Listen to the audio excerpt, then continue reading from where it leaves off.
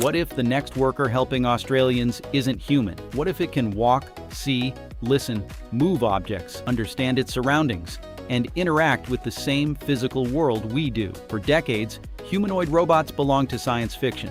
But in 2026, Australia is beginning to bring them into the real world. From robotics laboratories to aged care facilities, Australia is quietly becoming part of the global robot revolution. And the biggest question isn't whether robots are coming, it's what Australia will actually use them for. When people talk about humanoid robots, the focus usually goes to China and the United States. But Australia has its own developments. In South Melbourne, Australian company Andromeda is developing an AI-powered humanoid robot called Abi, designed for areas such as aged care, companionship, and assistance. Abi has already been deployed in Australian aged care facilities, showing how robotics could help address one of Australia's biggest challenges, supporting an aging population. Imagine an elderly person in a care facility having a robot that can recognize faces, remember conversations, lead activities, provide another layer of social interaction. Robotics also needs powerful computing. Robots have to process data, understand their surroundings,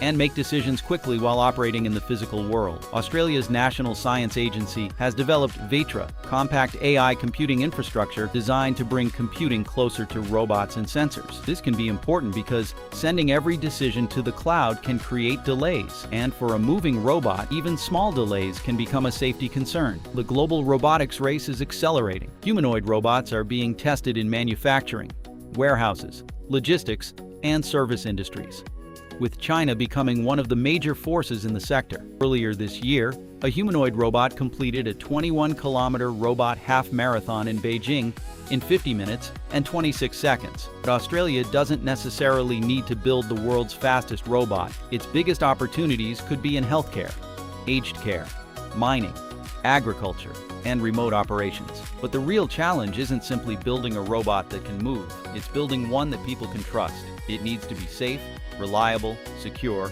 affordable, and genuinely useful. Australia will also need to consider privacy, cybersecurity, and how humans and machines should work together. Australia may not be building every robot in the world, but it is already asking an important question. How can robots become genuinely useful to Australians? The answer may not be the most impressive robot demonstration. Maybe a machine quietly solving a real problem. The robot revolution is still in its early stages, but the technology is moving from laboratories into everyday life.